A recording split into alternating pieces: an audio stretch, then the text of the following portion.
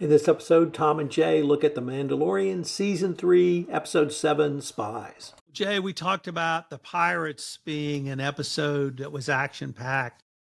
Man, we got action in this episode, and my sense is as we move towards the finale, we're going to get more action. But I really enjoyed this episode. A lot of reveals, even some new information that perhaps uh, people who pay more attention to details than us had seen and foreshadowing, but I didn't see. What were your initial thoughts? This is my favorite part about the whole 8 episodes that we've been talking about.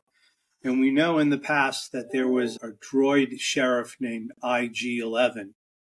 And later on in an episode where Din Djarin is in a bar with Grogu, and Grogu looks up and sees the little decapitated head of IG-11, and basically Din Djarin gets the head and brings it out, and then they speak to the people there, the Carl Weathers character, and he has IG-11 reassembled. But IG-11's now IG-12, and it's more of like an exoskeleton that somebody could go in and drive. And Tom, what are those little repair guys called? They're not the Jawas, they're something else, but they march the thing out. And then basically Carl Weathers takes Grogu and puts him inside the exoskeleton. And then all of a sudden we learn the two most annoying names or words that we're going to hear for the next episode and a half is no, no, yes, yes, yes, no, yes, no.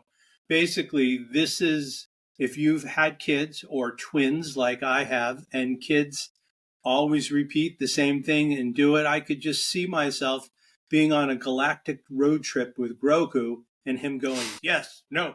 So that's my favorite part. And I hope you guys got as much comedy out of it, but I just loved it. That may be specific to the life in Chez Rosen these days, or at least as it was. But I really liked, Jay, the way the episode started because we saw Elia Kane, who we have met previously.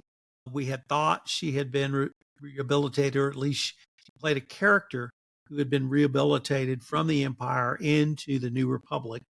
Turns out she's not been rehabilitated. She's at least a spy and maybe be a double agent. I'm not clear on that yet. But we see her communicating to Moff Gideon around his plans because she wants to communicate to him that the Mandalorians intend to retake planet Mandalore. Then we get to meet the Shadow Council, who are a group of Imperial warlords, or at least remnants of the Empire warlords. And we hear on the absence of Grand Admiral Thrawn, and spoiler alert, that is a name you will hear when Ahsoka appears on your screen. So Admiral Thrawn is not present, but he is someone who is very highly spoken of amongst this group of remnant warlords from the old empire. And they have a council, and they decide that the Mandalorians cannot get their planet back because it would definitely disrupt their plans. We don't know exactly why yet, but that will be explained very shortly as well. So I thought the whole conspiracy with the Empire and the former admirals or generals or warlords, whatever they may be now, I thought that was pretty cool. And of course, it was all done virtually. So Zoom in whatever time this is exists. It's just a whole different experience. So this is the beginning of the wrap up here with this huge battle. And I believe it's very, I guess, important to the development of the characters when Bo-Katan talks about the Night of 1,000 Tears. And was that ever shown, or is that just an incident that's referred to in the lore? Just an incident. I don't think we've ever seen that either in a dream sequence. Maybe in a dream sequence, well, we didn't know what it was. But Bo-Katan admitting what she had done, trying to save her people, and how Moff Gideon had double-crossed her and literally destroyed the planet of Mandalore was pretty powerful. It also really spoke, I thought, Jay, her growth to be able to admit it, but the acceptance of her people that she had made this mistake, if it was a mistake, and how they were going to go forward together really under her leadership. You have, what was I going to say? Basically, you've got that bit where they're talking about the purge. Does Din Djarin start with his droid and start to unlock those tumblers, or is that the last episode? I think that's the last episode, Jay. But we do get to Mandalore. We do find the Great Forge, and we find some very interesting Imperial stormtroopers that led to a great battle scene that I really enjoyed. But these stormtroopers were not the cross-eyed idiots from the first trilogy who couldn't hit the broadside of her barn at 30 paces. These guys were pretty badass. And they fought the Mandalorians. They captured Din Djarin, and things are not looking good for our heroes. Thank God you and I know this is only episode 7 and not episode 8. And we believe that there'll be a comeback, but things are looking grim for the home team here. Who's the big guy who's got the huge gun that he's got like 1 billion rounds and he kills everybody? Who is that guy? I loved him. Yeah, so that was Katz or something close to that, but he is not a fan of Bo-Katan. And indeed, he does not want her to be the head of Clan Mandalore or the planet, but he basically makes a personal last stand, shows great courage, and understands his role as sacrifice. I was a little disheartened when Dan got captured. Like I said, since I suspected there was another episode, I thought he might escape. It was a good cliffhanger. It was clear that this was part one of a 2-part ending.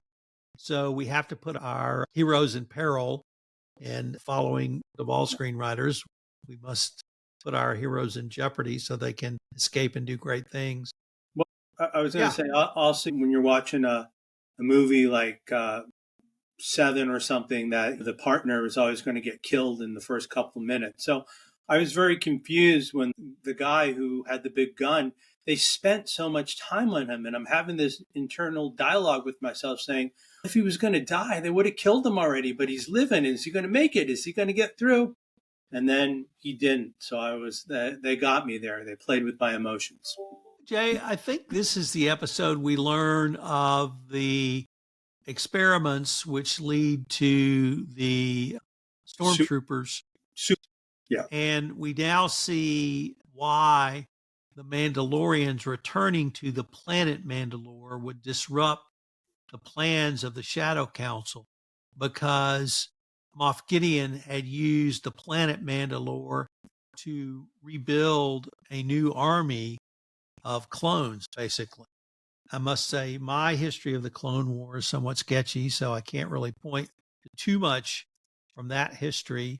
But if the Empire can recreate their clone army, they will be in a very strong position to overthrow the New Republic. That to me was the significance of why Moff Gideon and indeed the entire Shadow Council did not want the Mandalorians to retake their homeworld of the planet Man. Can you give me some insight into the tech involved with the new TIE fighters? They look totally cool, but were they manned or are they unmanned? I couldn't figure out. They were just like popping off this conveyor belt and looking very cool. I thought they were manned. I hadn't really thought that they now had driverless TIE fighters. Maybe Elon Musk is there in a different role, more military focused than civilian focused, but it's near San Francisco, so maybe, yeah. Maybe final thoughts on setting us up for the final episode. Are we, from a screenwriter's perspective, are where we need to be as audience members, Jay? Absolutely. And we're going to get to the end and everybody's going to get something for going to see the wizard. All right. I hope our listeners will join us for our final episode in The Mandalorian Season 3, The Return, which we will take up next week. I am Tom Fox. And I'm Jay Rosen. Thanks for joining us.